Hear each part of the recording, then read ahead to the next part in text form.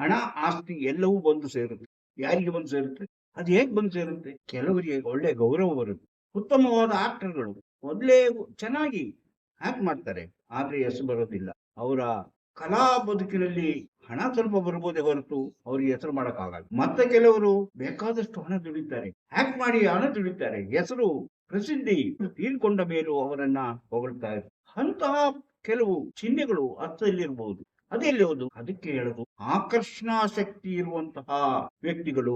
ಆಕರ್ಷಣಾ ಶಕ್ತಿ ಅಂದ್ರೆ ಹೇಗಿರುತ್ತೆ? ಆಕರ್ಷಣಾ ಶಕ್ತಿಯ ಚಿಹ್ನೆಗಳು ಯಾವುದು? ಅದರ ಬಗ್ಗೆ ತಿಳ್ಕೊಳ್ಳೋಣ. ಹಣ, ಆಸ್ತಿ, ಪ್ರಸಿದ್ಧಿ ಎಲ್ಲವೂ ತಂದು ಕೊಡುವಂತಹ ಕೆಲವು ಸೂಚನೆಗಳು ಕೆಲವು ಹಸ್ತದಲ್ಲಿ. ಈಗ ಡಾಕ್ಟರ್ ರಾಜ್ಕುಮಾರ್ ಅವರಂತವರು, ಅವ್ರು ಯಾವುದೇ ಇದ್ರೂ ಅವರ ಹೆಸರು ಜನರ ಬಾಯಲ್ಲಿ ಇರುತ್ತೆ, ಉಳ್ಕೊಂಡ್ಬಿಡುತ್ತೆ, ಅವರ ಮನಸ್ಸಿನಲ್ಲಿ ಅಚ್ಚಳಿಯದೆ ಉಳ್ಕೊಂಡ್ಬಿಡುತ್ತೆ. ಯಾಕಾಗಿ ಉಳಿತದೆ? ಕೆಲವು ದೊಡ್ಡ ದೊಡ್ಡ ಲೇಖಕರು, ಸಾಹಿತಿಗಳು ಅವರು ಸಹ ಉಳಿತಾರೆ. ಯಾಕಂದ್ರೆ ಅವರ ಹಸ್ತದಲ್ಲಿ ಆಕರ್ಷಣಾ ಮಾಡುವಂತಹ ಶಕ್ತಿ ಇರುವಂತಹ ಒಂದು ಚಿಹ್ನೆ ಇರುತ್ತೆ. ಆ ಚಿಹ್ನೆ ಯಾರ ಹಸ್ತದಲ್ಲಿದೆ? ಪ್ರಸಿದ್ಧರಾಗುತ್ತಾರೆ, ಹಣವಂತರಾಗುತ್ತಾರೆ, ಜನಪ್ರಿಯ ವ್ಯಕ್ತಿಗಳಾಗುತ್ತಾರೆ. ಹಾಗಾದ್ರೆ ಆ ಚಿಹ್ನೆ ಯಾವುದು? ಎಲ್ಲಿರುತ್ತದೆ? ಹಸ್ತದಲ್ಲಿ ಕಾಣಿಸುವಂತಹ ಚಿಹ್ನೆ ಯಾವುದು? ಎಲ್ಲಿರುತ್ತದೆ ಎಂಬುದನ್ನ ಇವತ್ತು ನಾವು ತಿಳ್ಕೊಳ್ಳೋಣ.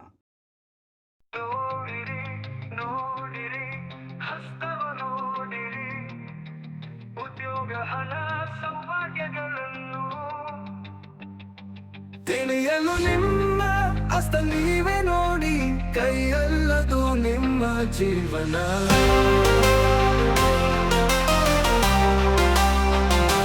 ಎಲ್ಲರಿಗೂ ನಮಸ್ಕಾರ. ಮಾಣಿಯಾ ಟೈಮ್ಸ್ ಯೂಟ್ಯೂಬ್ ಚಾನಲ್ಗೆ ನಿಮಗೆಲ್ಲರಿಗೂ ಸ್ವಾಗತ.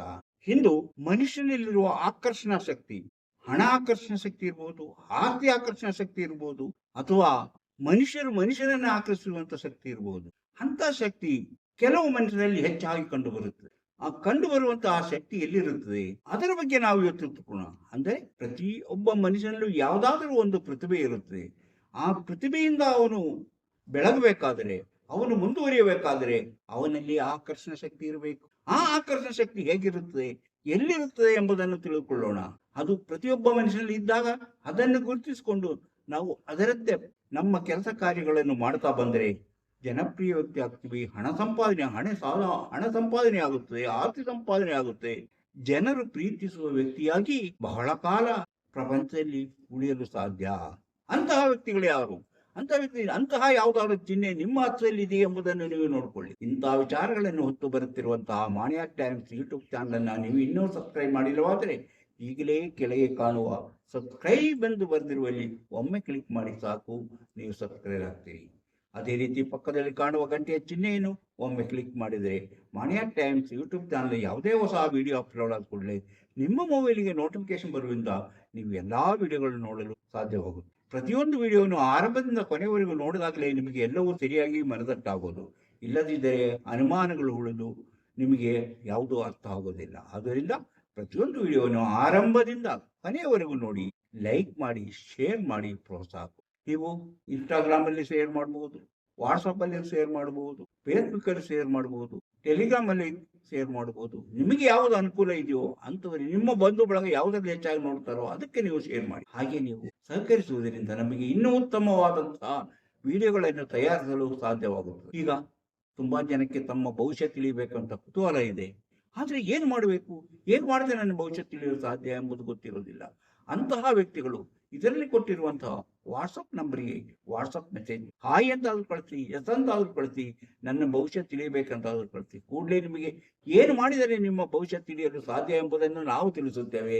ಅದರಂತೆ ಮುಂದುವರೆದರೆ ನಿಮ್ಮ ನಿಖರವಾದ ಭವಿಷ್ಯ, ಹುಟ್ಟಿದಾಗಿನಿಂದ ಕೊನೆಯ ತನಕ ಏನೇನು ನಡೆಯುತ್ತದೆ, ನಿಮ್ಮ ಜೀವನ ಹೇಗಿರುತ್ತದೆ, ಯಾವ ಯಾವ ರೀತಿಯಲ್ಲಿ ನೀವು ನಡೆದು ಬಂದಿದ್ದೀರಿ, ಯಾವ ರೀತಿಯಲ್ಲಿ ನಿಮ್ಮ ಜೀವನ ಮುಂದುವರೆದಿದೆ ಮುಂತಾದ ಎಲ್ಲಾ ವಿಚಾರಗಳನ್ನು ನಾವು ತಿಳಿಸುತ್ತೇವೆ. ಅದಕ್ಕಾಗಿ ನೀವು ಇದರ ಸದುಪಯೋಗ ಪಡೆದುಕೊಳ್ಳಬಹುದು. ನಿಮ್ಮ ಭವಿಷ್ಯ ತಿಳಿಬೇಕಾದ್ರೆ ಇದರ ಸದುಪಯೋಗ ಪಡೆದುಕೊಳ್ಳಿ. ಹಾಗೆ ನೋಡಿ, ಇದು ಇಷ್ಟ ಅನ್ನೋ ಒಂದು ಸಬ್ಜೆಕ್ಟ್. ಯಾಕೆ? ನಿಮಗೆ ಇಷ್ಟವಾದರೆ ಮಾತ್ರ ಅದನ್ನು ನೋಡಿ, ಅಥವಾ ಆಸಕ್ತಿ ಇದ್ದರೆ ನೋಡಿ, ಇಲ್ಲ ನಂಬಿಕೆ ಇದ್ದರೆ ನೋಡಿ. ಅದು ಯಾವುದೂ ಇಲ್ಲದೆ ಇದ್ದವರು ಈ ವಿಡಿಯೋ ನೋಡುವುದರಿಂದ ಉಪಯೋಗವಿಲ್ಲ. ಹಾಗೆಯೇ ಯಾವುದಾದ್ರೂ ಒಂದು ಚಿಹ್ನೆ ಇದೆ, ಅಂತ ಚಿಹ್ನೆ ನನ್ನ ಹಸ್ತದಲ್ಲಿದೆ, ಇಂಥ ಚಿಹ್ನೆ ನನ್ನ ಹಸ್ತದಲ್ಲಿದೆ, ಅಲ್ಲಿದೆ ಇಲ್ಲಿದೆ ಅಂದರೂ ಅದು ಭವಿಷ್ಯವನ್ನು ತಿಳಿಯಲು ಸಾಧ್ಯವಾಗುವುದಿಲ್ಲ. ಅದರ ಅರ್ಥ ಏನೆಂಬುದನ್ನು ತಿಳಿಯಲು ಸಾಧ್ಯವಾಗುವುದಿಲ್ಲ. ಅದರಿಗೆ ಹಸ್ತದ ಎಲ್ಲಾ ವಿಷಯವನ್ನು ತಿಳಿಬೇಕಾದರೆ ಪೂರ್ಣ ಹಸ್ತವನ್ನು ಪರಿಶೀಲಿಸಬೇಕು. ಒಂದೇ ಚಿಹ್ನೆ ನೋಡಿ ಯಾರದ್ದು ಯಾರ ಭವಿಷ್ಯವನ್ನು ಹೇಳಲಾಗುವುದಿಲ್ಲ. ಯಾಕಂದರೆ ತುಂಬಾ ಜನ ನನ್ನ ಹಸ್ತದಲ್ಲಿ ಅಂತ ಚಿಹ್ನೆ ಇದೆ, ನನ್ನ ಹಸ್ತದಲ್ಲಿ ಈ ರೀತಿಯ ಚಿಹ್ನೆ ಇದೆ ಎಂಬ ತಿಳಿಸ್ತಾ ಇದ್ದಾರೆ. ಅದರ ಅರ್ಥ ಏನಂತ ಆದ್ರೆ ನಾನು ಹೇಳ್ತೀನಿ, ಆ ಒಂದು ಚಿಹ್ನೆಯನ್ನು ನೋಡಿ ಅದು ಸರಿಯಾದ ಜಾಗದಲ್ಲಿದೆಯೋ ಅದು ಎಲ್ಲಾದರೂ ಬೇರೆ ಜಾಗದಲ್ಲಿದೆಯೋ ಎಂಬುದನ್ನು ತಿಳಿದುಕೊಂಡಾಗ ಮಾತ್ರ ನಾವು ಅದರ ಬಗ್ಗೆ ಸೂಕ್ಷ್ಮವಾಗಿ ಪರಿಶೀಲನೆ ಮಾಡಿ ಹೇಳಲು ಸಾಧ್ಯ. ಈಗ ನಿಮಗೆ ಆಕರ್ಷಣಾ ಶಕ್ತಿ ಇರುವಂತಹ, ಜನರಿಂದ ಆಕರ್ಷಿಸಲ್ಪಡುವಂತಹ, ಇಲ್ಲೋ ಹಣ ಆಕರ್ಷಿಸಲ್ಪಡುವ, ಅಂದ್ರೆ ಹಣ ನಮಗೆ ಆಕರ್ಷಿಸಬಹುದು, ಬೇರೆ ಜನರನ್ನು ಆಕರ್ಷಿಸುವುದು, ಇಲ್ಲಿ ಆಸ್ತಿಯನ್ನು ಆಕರ್ಷಿಸುವುದು, ಅಥವಾ ತನ್ನಲ್ಲಿರುವ ಕಲೆಯಿಂದ ಆಕರ್ಷಣೆಗೊಳಗಾಗುವುದು, ಇಂತಹ ಯಾವ ಯಾವ ಶಕ್ತಿ ಇರುವುದು ಎಂಬುದನ್ನು ನೋಡಲು ನಾವು ಯಾವುದೇ ವ್ಯಕ್ತಿಯ ನೋಡಿ ಈ ಶುಕ್ರ ಪರ್ವವನ್ನ ನಾವು ನೋಡಬೇಕು. ಶುಕ್ರ ಪರ್ವ ಎಲ್ಲಿದೆ? ಹೆಬ್ಬೆರಳ ಕೆಳಗಡೆ ಇರುವಂತ ಭಾಗವನ್ನೇ ನಾವು ಶುಕ್ರ ಪರ್ವ ಅಂತ ಹೇಳ್ತೀವಿ ಹಸ್ತದಲ್ಲಿ. ಈ ಶುಕ್ರ ಪರ್ವದಲ್ಲಿ ಅದು ಉಬ್ಬಿರಬೇಕು. ಹೇಗೆ ಉಬ್ಬಿರಬೇಕು? ಸಾಮಾನ್ಯವಾಗಿ ಉಬ್ಬಿರಬೇಕು. ಹಾಗಿದ್ದಾಗ ಆ ವ್ಯಕ್ತಿಯಲ್ಲಿ ಉನ್ನತವಾದ ಫಲಗಳನ್ನು ನಾವು ನೋಡಬಹುದು. ಅವನು ಒಳ್ಳೆಯ ಆಕರ್ಷಕ ವ್ಯಕ್ತಿತ್ವವನ್ನು ನಾವು ನೋಡಬಹುದು. ಉತ್ತಮವಾದ ದಾಂಪತ್ಯ ಜೀವನವನ್ನು ನೋಡಬಹುದು. ಬೇರೆಯವರ ಮಾತಿನಿಂದ ಮರಳುಗೊಳಿಸುವಂತಹ ಶಕ್ತಿಯನ್ನು ನೋಡಬಹುದು. ಒಂದು ವೇಳೆ ಅದು ಹೆಚ್ಚು ಎತ್ತರವಾಗಿ ಕಂಡರೆ, ಹೆಚ್ಚು ಉಬ್ಬಿದಂತೆ ಕಂಡರೆ ಅದರ ಅರ್ಥವೇ ಬೇರೆ ಆಗುತ್ತದೆ. ಅವರು ಲೈಂಗಿಕ ಆಸಕ್ತಿ ಹೆಚ್ಚಿರುವಂತ ವ್ಯಕ್ತಿ, ಲೈಂಗಿಕವಾಗಿ ಅವರು ಬೇರೆಯವರನ್ನು ಬಳಸಿಕೊಳ್ಳುವಂತಹ ಆಸಕ್ತಿ ಇರುವ ವ್ಯಕ್ತಿ ಎಂಬುದನ್ನಾಗಿ ನಾವು ತಿಳಿಯಬಹುದು. ಅಂದರೆ ಇದು ಸಾಮಾನ್ಯವಾಗಿ ಎತ್ತರವಾಗಿರಬೇಕು. ಯಾವುದು? ಶುಕ್ರ ಪರ್ವ ಅತಿ ಎತ್ತರವಾಗಿರಬಾರದು. ಹಾಗೆ ಎತ್ತರವಾಗಿದ್ದಾಗ ಇಂತಹ ಫಲಗಳನ್ನು ನಾವು ಅವರು ಜನರಿಂದ ಪ್ರೀತಿಯನ್ನು ಗಳಿಸುವ ವ್ಯಕ್ತಿಯಾಗಿರುತ್ತಾರೆ. ಯಾವುದೇ ನಮ್ಮ ಜೀವನದಲ್ಲಿ ನಮ್ಮ ವೃತ್ತಿಯಿಂದ ಇರಬಹುದು, ಅಥವಾ ನಾವು ಮಾಡುವ ಕೆಲಸದಿಂದ ಆಗಿರ್ಬೋದು, ಅಥವಾ ನಮ್ಮಲ್ಲಿರುವ ಕಲೆಯಿಂದ ಆಗಿರ್ಬೋದು, ನಮ್ಮಲ್ಲಿರುವ ಸಾಹಿತ್ಯಿಕ ಆಸಕ್ತಿಯಿಂದ ಆಗಿರ್ಬೋದು, ನಾವು ಜನರಿಗೆ ಹತ್ತಿರವಾಗುವ ವ್ಯಕ್ತಿಯಾಗಿರುತ್ತಾರೆ, ಜನರು ಪ್ರೀತಿಸುವ ವ್ಯಕ್ತಿಯಾಗಿರುತ್ತಾರೆ. ಅವರ ಮಾತು ಉತ್ತಮವಾಗಿರುತ್ತದೆ. ಎಲ್ಲಾದರೂ ಇದು ಉಬ್ಬಿಲ್ಲ, ತಗ್ಗಾಗಿ ಕಾಣುವುದು ಬಹಳ ಹೆಚ್ಚು. ತಗ್ಗಾಗಿ ಕಂಡರೆ ಅವರಿಗೆ ಯಾವುದೇ ಇಂತಹ ಆಕರ್ಷಣ ಶಕ್ತಿ ಇರುವುದಿಲ್ಲ. ಹಣವೂ ಆಕರ್ಷಣೆ ಆಗುವುದಿಲ್ಲ, ಜನರು ಆಕರ್ಷಣೆ ಆಗುವುದಿಲ್ಲ, ಅಥವಾ ಜನರೊಂದಿಗೆ ಮಾತನಾಡುವಂತಹ ರೀತಿಯಲ್ಲೂ ಅವರು ಆಕರ್ಷಕವಾಗಿರುವುದಿಲ್ಲ. ಅವರ ವೈವಾಹಿಕ ಜೀವನ ಅಂದರೆ ಅವರ ದಾಂಪತ್ಯ ಜೀವನವೂ ಸಹ ಸೋಲಲ್ಲಿ ಕಂಡಿದೆ. ಆದ್ದರಿಂದ ಇಲ್ಲಿ ಚಪ್ಪಟೆಯಾಗಿರುವಂತಹ ಗಂಡು ಹೆಣ್ಣು ಇಬ್ಬರು ಮದುವೆ ಆಗಬಾರದು. ಅಂದ್ರೆ ಇಬ್ಬರಿಗೂ ಕೈ ಹಸ್ತದಲ್ಲೂ ಹೀಗೆ ತಗ್ಗಾಗಿರುವಂತಹ ಚಿಹ್ನೆ ಕಂಡ್ರೆ ಅವರು ಮದುವೆ ಆದರೆ ಅವರ ಮದುವೆ ಶಾಶ್ವತವಾಗಿ ಉಳಿಯುವುದು ಕಷ್ಟ ಎಂಬುದನ್ನ ನಾವು ಅರ್ಥ ಮಾಡ್ತೀವಿ. ಯಾಕಂದ್ರೆ ಇದು ಒಂದು ದಾಂಪತ್ಯ ಜೀವನದಲ್ಲಿ ಆಗುವಂತಹ ಸಮಸ್ಯೆಗಳನ್ನು ತಿಳಿಸುತ್ತದೆ. ಅಂದರೆ ಇದು ತಗ್ಗಾಗಿದ್ದರೆ, ಅಂದರೆ ಇಲ್ಲಿ ತಗ್ಗಾಗಿ ಕಾಣುತ್ತೆ, ಗುಂಡಿ ಬಿದ್ದಾಗ ಕಾಣುತ್ತೆ, ಅಂತವರು ಮದುವೆ ಆದರೂ ಅವರ ದಾಂಪತ್ಯ ಜೀವನ ಸುಖವಾಗಿರುವುದಿಲ್ಲ ಎಂಬುದನ್ನ ತಿಳ್ಕೊ. ಹಾಗಾದ್ರೆ ಹಣ ಆಸ್ತಿ ಬರಬೇಕಾದ್ರೆ ಏನಾಗಬೇಕು? ಯಾವ ರೀತಿಯ ಅರ್ಥದಲ್ಲಿ, ಚಿಹ್ನೆಯಲ್ಲಿ ನಾವು ಹೇಳ್ತೀವಿ ಶುಕ್ರ ಪರ್ವ ಉಬ್ಬಿದಂತಿದ್ದರೆ, ಚೆನ್ನಾಗಿ ಉಬ್ಬಿದಂತಿದ್ದರೆ, ಅಥವಾ ಸಾಮಾನ್ಯ ಉಬ್ಬಿದಂತಿದ್ದರೆ ಏನೇನಾಗ. ಆದರೆ ಉಬ್ಬಿದಂತಿದ್ದು ಅವರು ಸಾಮಾನ್ಯ ಜನಾಕರ್ಷಣೆ ಇರುವಂತಹ ವ್ಯಕ್ತಿಯಾಗಿದ್ದರೆ ಅವರಲ್ಲಿ ಕಂಡು ಬರುವಂತಹ ಕೆಲವು ಗುಣಗಳನ್ನು ನಾವು ನೋಡಬಹುದು. ಆದರೆ ಹಣ ಅವರಲ್ಲಿ ಬಂದು ಸೇರಬೇಕಾದ್ರೆ ನಾವು ಅವರ ಭಾಗ್ಯರೇಖೆಯನ್ನು ಪರಿಶೀಲಿಸಬೇಕು. ಭಾಗ್ಯರೇಖೆ ನೋಡಿ, ಇದು ಭಾಗ್ಯರೇಖೆ ಚೆನ್ನಾಗಿರ್ಬೇಕು, ಎದ್ದು ಕಾಣಿಸುವಂತಿರಬೇಕು. ಇದು ಈ ಶುಕ್ರಪರ್ವ ಎದ್ದು ಇದರ ಮಾತ್ರ ಸಾಲದು, ಈ ರೇಖೆಯು ಸಹ ಎದ್ದು ಕಾಣಿಸುವಂತೆ, ಯಾವುದೇ ಅಡ್ಡಗೆರೆಗಳಿಲ್ಲದೆ, ಯಾವುದೇ ದೀಪವಿಲ್ಲದೆ, ಯಾವುದೇ ಕಪ್ಪು ಚುಕ್ಕೆ ಇಲ್ಲದೆ, ಅಥವಾ ಯಾವುದೇ ರೀತಿಯಲ್ಲೂ ಅಡ್ಡ ರೇಖೆಗಳು ಬರದೆ ಇದ್ದಾಗ ಅವರಿಗೆ ಹಣಕಾಸಿನ ಆಕರ್ಷಣೆ ಇದೆ ಎಂದು ತಿಳ್ಕೊಬೇಕು. ಅಂದರೆ ಶುಕ್ರಪರ್ವ ಸಾಮಾನ್ಯ ಉಬ್ಬಿದ್ದು ಈ ರೇಖೆ, ಈ ಭಾಗ್ಯರೇಖೆ ಚೆನ್ನಾಗಿದ್ದರೆ, ಉತ್ತಮವಾಗಿದ್ದರೆ, ನಾನು ಹೇಳಿದಂತಹ ದೀಪದಂತಹ ಚಿಹ್ನೆ ಆಗಲಿ, ಅಥವಾ ಕಪ್ಪು ಚುಕ್ಕೆ ಆಗಲಿ, ಅಥವಾ ತುಂಡಾಗುವುದಾಗಲಿ, ಅಥವಾ ಅಡ್ಡರೇಖೆ ಬರುವುದಾಗಲಿ ಇಲ್ಲದೇ ಇದ್ದಾಗ, ಆ ರೇಖೆ ಉತ್ತಮ ಎದ್ದು ಕಾಣಿಸುವಂತಿದ್ದಾಗ ಹಣದ ಆಕರ್ಷಣೆ ಆಗುತ್ತಾ ಇರುತ್ತದೆ. ಅವರಿಗೆ ಹಣ ಬಂದು ಸೇರ್ತಾನೆ, ಹಾಗೆ ಈ ಸೂರ್ಯರೇಖೆ ಕೂಡ ಚೆನ್ನಾಗಿರ್ಬೇಕು. ಯಾಕಂದ್ರೆ ಈ ಬೆರಳು ನಾವು ಇದನ್ನು ಉಂಗುರ ಬೆರಳು ಅಂತೀವಿ. ಈ ಉಂಗುರ ಬೆರಳು ಯಾಕೆ ಅಂದರೆ ಅದು ಪವಿತ್ರವಾದ ಬೆರಳು ಅಂತ ಅದಕ್ಕೆ ಎಲ್ಲದಕ್ಕೂ ಉಂಗುರ ಹಾಕೋದಕ್ಕೂ ಎಲ್ಲದಕ್ಕೂ ಅದನ್ನೇ ಹೆಚ್ಚಾಗಿ ಬಳಸುತ್ತಾರೆ. ಯಾವುದೇ ಒಂದು ಶುಭ ಕಾರ್ಯಕ್ಕೆ ಬಳಸುವಂತಹ ಬೆರಳಾದಾಗಿದೆ, ಅದು ಪವಿತ್ರವಾದ. ಯಾಕಂದ್ರೆ ಕೆಳಗಡೆ ಇದನ್ನ ಸೂರ್ಯ ಬೆರಳು ಅಂತೀವಿ, ಅದರ ಕೆಳಗಡೆ ಸೂರ್ಯ ಇದೆ. ಸೂರ್ಯ ಇರೋದ್ರಿಂದ ಅದು ಪವಿತ್ರವಾದ ಸೂರ್ಯ ಪರ್ವಕ್ಕೆ ಅಲ್ಲಿ ಒಂದು ಸೂರ್ಯರೇಖೆ ಅದು ಚೆನ್ನಾಗಿ ಎದ್ದು ಕಾಣಿಸುತ್ತಿದ್ದರೆ, ಸೂರ್ಯರೇಖೆ ಮತ್ತು ಭಾಗ್ಯರೇಖೆಗಳೆರಡು ಎದ್ದು ಕಾಣಿಸುವಂತಿದ್ದು, ಅದಕ್ಕೆ ಯಾವುದೇ ದೋಷ ಫಲಗಳು ಇಲ್ಲದಿದ್ದಾಗ ಆ ವ್ಯಕ್ತಿಯಲ್ಲಿ ಹಣ ಆಕರ್ಷಿತವಾಗುತ್ತದೆ, ಆ ವ್ಯಕ್ತಿಯ ಕಡೆ ಹಣ ಆಕರ್ಷಿತವಾಗುತ್ತದೆ. ಎಷ್ಟೋ ಜನ ಸಿನಿಮಾ ನಟರನ್ನು ನೋಡಿದ್ದೇವೆ, ಚೆನ್ನಾಗಿ ಆಕ್ಟ್ ಮಾಡ್ತಾರೆ, ಆದ್ರೆ ಎಷ್ಟೋ ಜನರು ಅವ್ರ ಸಿನಿಮಾದಲ್ಲಿ ಆಕ್ಟ್ ಮಾಡಿದ್ರೆ ಹಣನೇ ಕೊಡ, ಅವ್ರಿಗೆ ಹಣ ಆಕರ್ಷಣ ಶಕ್ತಿ ಇಲ್ಲ. ಏನಾದ್ರೂ ತಪ್ಪು ಹೇಳಿ, ಅವ್ರ ಆಕ್ಟಿಂಗ್ ಚೆನ್ನಾಗಿರುತ್ತೆ, ಆದ್ರೆ ಅವರಿಗೆ ಹಣ ಬಂದು ಸೇರೋದಿಲ್ಲ. ಎಷ್ಟೋ ಜನರು ಕತೆ ಬರೆದು ಸಿನಿಮಾಕ್ಕೆ ಹಾಕ್ತಾರೆ, ಆದರೆ ಸಿನಿಮಾದವರು ದುಡ್ಡು ಕೊಡೋದಿಲ್ಲ, ಯಾಕಂದ್ರೆ ಅವರಲ್ಲಿ ಹಣ ಆಕರ್ಷಣ ಶಕ್ತಿ ಇರೋದಿಲ್ಲ. ಆದ್ರೆ ಕೆಲವರು ಆಕ್ಟ್ ಮಾಡ್ತಾರೆ, ಅವ್ರಿಗೆ ಹಣವನ್ನ ಇವ್ರು ಕೇಳದೇ ತಂದು ಕೊಡ್ತಾರೆ, ಯಾಕಂದ್ರೆ ಅವರಲ್ಲಿ ಆಕರ್ಷಣ ಶಕ್ತಿ ಇದೆ. ಅವರು ಸಿನಿಮಾದಲ್ಲಿ ಆಕ್ಟ್ ಮಾಡಿದ್ರೆ ಜನಗಳು ಬಂದು ನೋಡ್ತಾರೆ. ಯಾಕೆ ನೋಡ್ತಾರೆ ಅಂದ್ರೆ ಅವರಲ್ಲಿ ಆಕರ್ಷಣ ಶಕ್ತಿ ಇದೆ. ಅದು ಅವರ ಶುಕ್ರಪರ್ವವನ್ನು ನಾವು ನೋಡಿದಾಗ ಗೊತ್ತಾಗುತ್ತೆ. ಯಾವನೋ ಒಬ್ಬ ಸಿನಿಮಾ ಡೈರೆಕ್ಟ್ ಆಗ್ತಾನೆ, ಅವನು ಬೇಕಾದಂಗೆ ಹೆಸರು ಮಾಡ್ತಾನೆ, ಆದ್ರೆ ಹಣ ಇರೋದಿಲ್ಲ. ಎಷ್ಟೋ ಹಣ ಬಂದು ಸೇರುತ್ತೆ, ಅವನು ಉತ್ತಮ ನಟನಾಗಿರ್ತಾನೆ, ಆದರೆ ಕೊನೆಯಲ್ಲಿ ಅವನು ದರಿದ್ರನಾಗಿ ಬದುಕಬೇಕಾಗುತ್ತೆ. ಯಾಕಿದೆ? ಅವನ ಈ ಆಕರ್ಷಣ ಶಕ್ತಿ ಕಳೆದುಕೊಂಡಿರುತ್ತಾರೆ, ಹಣ ಆಕರ್ಷಣ ಶಕ್ತಿ ಕಳೆದು. ನಾವು ಜೀವನದಲ್ಲಿ ಎಷ್ಟೋ ಜನಗಳನ್ನ ನೋಡಿರ್ತೇವೆ, ಎಷ್ಟೋ ಸಿನಿಮಾ ನಟರ ಬಗ್ಗೆ ತಿಳಿದಿರ್ತೇವೆ. ಎಷ್ಟೋ ಸಿನಿಮಾ ನಟರು ಉತ್ತಮವಾಗಿ ಜೀವನ ನಡೆಸಿ ಜನಪ್ರಿಯತೆಯಲ್ಲೇ ಅವರು ಹೋಗಿರುವುದನ್ನು ನೋಡ್ತೇವೆ, ಅವರನ್ನು ಈಗಲೂ ನೆನೆಯುವುದನ್ನು ನೋಡ್ತೇವೆ. ಆದರೆ ಎಷ್ಟೋ ಜನರು ಹಣ ದುಡಿಯಲು ಸಾಧ್ಯವಾಗದೆ, ಸಿನಿಮಾದಲ್ಲಿ ನಟನೆ ಮಾಡಲು ಅವಕಾಶ ಇಲ್ಲದೆ, ಅವರು ತಮ್ಮ ಕೊನೆಯ ಗಳಿಗೆಯನ್ನ ಬಹಳ ಕಷ್ಟದಿಂದ ಕಳೆದಿರುವಂತಹ ವಿಷಯಗಳನ್ನ ನಾವು ತಿಳಿತೇವೆ. ಇದೆಲ್ಲವೂ ಈ ಆಕರ್ಷಣಾ ಶಕ್ತಿ ಇಲ್ಲದೆ ಇರುವಂತಹ ಅರ್ಥದ ಒಂದು ಸೂಚನೆಯಾಗಿದೆ.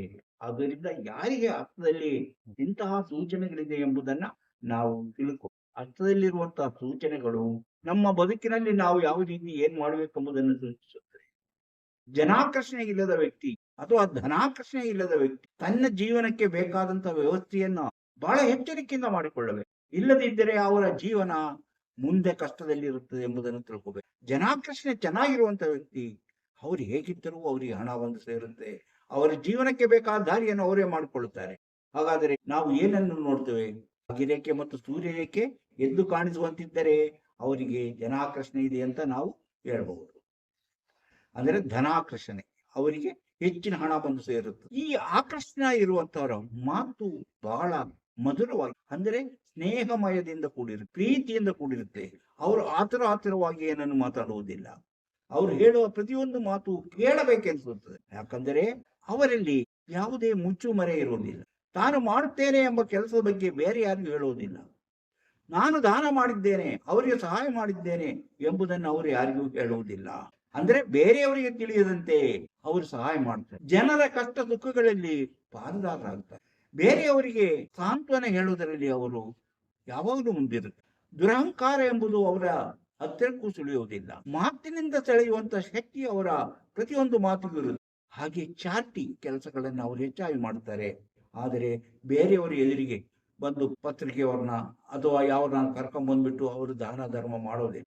ಅದರ ಅವಶ್ಯಕತೆ ಅವರಿಗಿಲ್ಲ. ಅವರು ಆಧ್ಯಾತ್ಮಿಕ ವಿಷಯಗಳತ್ತ ಎಷ್ಟು ಆಕರ್ಷಿತರಾಗುವುದುಂಟು, ಆಧ್ಯಾತ್ಮಿಕ ಕಾರ್ಯಗಳನ್ನ ಅವರು ತುಂಬಾ ಎಚ್ಚರಿಕೆಯಿಂದ ಮಾಡುವುದುಂಟು. ಅದು ಅವರ ಆಕರ್ಷಣೆಯ ಒಂದು ಭಾಗವೇ ಹೊರತು ಅವರ ಮನಸ್ಸು ಆ ರೀತಿ ಯೋಚಿಸುವಂತಾಗುತ್ತೆ. ಈಗ ನಾನು ಮೊದಲೇ ಹೇಳ್ದಂಗೆ ಸ್ವಲ್ಪ ಅಲ್ಲ, ಚೆನ್ನಾಗಿ ಎದ್ದಿರುವಂತಹ ಒಂದು ಹೆಚ್ಚು ಎತ್ತರವಾಗಿ ಕಾಣುವಂತಹ ಅವರಿಗೆಲ್ಲಿ ಲೈಂಗಿಕ ಆಸಕ್ತಿ ಹೆಚ್ಚಾಗಿರುವುದರಿಂದ ಅವರು ಅಡ್ಡದಾರಿ ಹಿಡಿದು ಜೀವನವನ್ನ ಹಾಳು ಮಾಡಿಕೊಳ್ತಾರೆ ಎಂಬುದನ್ನ ನೆನ್ಪಿಟ್ಟುಕೋಬೇಕು. ಅವರಲ್ಲಿ ಆಕರ್ಷಣೆ ಇದ್ದರೂ ಸಹ ಅದು ಬೇರೆ ಕಡೆ.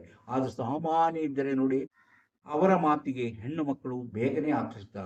ಹಾಗೆಯೇ ಹೆಂಗಸರಿದ್ದರೆ, ಹೆಣ್ಣು ಮಕ್ಕಳಾಗಿದ್ದರೆ ಅವರ ಮಾತಿಗೆ ಗಂಡಸರು ಬೇಗನೆ ಆಕರ್ಷಿತರಾಗ್ತಾರೆ, ಅವರನ್ನು ಇಷ್ಟಪಡ್ತಾರೆ. ಇದು ನಮ್ಮ ಜೀವನದಲ್ಲಿ ನಡೆಯುವಂತಹ ಆಕರ್ಷಣ. ಧನವನ್ನು ಆಕರ್ಷಿಸುತ್ತಾರೆ, ಆಸ್ತಿಯನ್ನು ಆಕರ್ಷಿಸುತ್ತಾರೆ, ಜನಪ್ರಿಯರಾಗ್ತಾರೆ, ಜನರ ಗೌರವಕ್ಕೆ ಪಾತ್ರರಾಗ್ತಾರೆ. ಜನರಿಂದ ಇವರು ಯಾವಾಗಲೂ ಜನರೊಂದಿಗೆ ಬೆರೆಯುತ್ತಾರೆ. ಅಂದರೆ ಅವರು ಬೆರೆಯೋದಂದ್ರೆ ಹೇಗೆ? ಕಷ್ಟದಲ್ಲಿದ್ದಾರೆ ಎಂದು ಹೋದರೆ ಅವರಿಗೇನಾದರೂ ಕೊಟ್ಟು ಅವರು ಸಹಾಯ ಮಾಡಿ ಅವರಿಗೆ ಸಾಂತ್ವನ ಹೇಳ್ತಾರೆ. ದುಃಖದಲ್ಲಿದ್ದಾರೆ ಅಂದರೆ ಅವರನ್ನ ಕಾಣ್ತಾರೆ. ಹೀಗೆ ಹಲವು ರಾಜಕೀಯ ವ್ಯಕ್ತಿಗಳು ಈ ತರ ಇರ್ತಾರೆ. ಆ ರಾಜಕೀಯ ವ್ಯಕ್ತಿಗಳಲ್ಲೂ ಇಂತಹ ಕೆಲವು ಗುಣಗಳನ್ನ ನಾವು ಕಾಣುತ್ತೇವೆ. ಅದಕ್ಕಿಂತಲೂ ಹೆಚ್ಚಾಗಿ ಕಲಾವಿದರಲ್ಲಿ ಇಂತಹ ಗುಣಗಳು ಹೆಚ್ಚಾಗಿ ಕಂಡು ಬರುತ್ತೆ. ಸಾಹಿತಿಗಳಲ್ಲಿ ಇಂಥ ಗುಣಗಳು ಕಂಡುಬರುತ್ತೆ. ಆದರೆ ಎಲ್ಲಾ ಸಾಹಿತಿಗಳಲ್ಲೂ ಇರೋದಿಲ್ಲ, ಎಲ್ಲಾ ಕಲಾವಿದರಲ್ಲೂ ಇರೋದಿಲ್ಲ, ಎಲ್ಲಾ ರಾಜಕಾರಣಿಯಲ್ಲೂ ಇಂತಹ ಗುಣಗಳು ಇರೋದಿಲ್ಲ. ಆದರೆ ನಾವು ಅವರ ಈ ಶುಕ್ರಪರ್ವವನ್ನು ನೋಡಿ ಅವರಲ್ಲಿ ಆಕರ್ಷಣಾ ಶಕ್ತಿ ಎಷ್ಟಿದೆ, ಅವರು ಯಾವ ರೀತಿಯಲ್ಲಿ ಜೀವನದಲ್ಲಿ ಮುಂದುವರಿಯುತ್ತಾರೆ, ಅವರಲ್ಲಿರುವ ಪ್ರತಿಭೆ ಏನು ಮುಂತಾದ ವಿಚಾರಗಳನ್ನು ನಾವು ತಿಳಿದುಕೊಳ್ಳಲು ಸಾಧ್ಯ. ಅವರು ಗಂಡು ಹೆಣ್ಣು ಇಬ್ಬರಲ್ಲೂ ತಗ್ಗಾಗಿದ್ದವರು, ಇಬ್ಬರಲ್ಲೂ ತಗ್ಗಾಗಿದ್ದರೆ ಅವರು ಯಾವತ್ತೂ ಮದುವೆ ಆಗಬಾರದು ಎಂಬುದು ಉತ್ತಮವಾದಂತಹ ಒಂದು ವಿಚಾರ.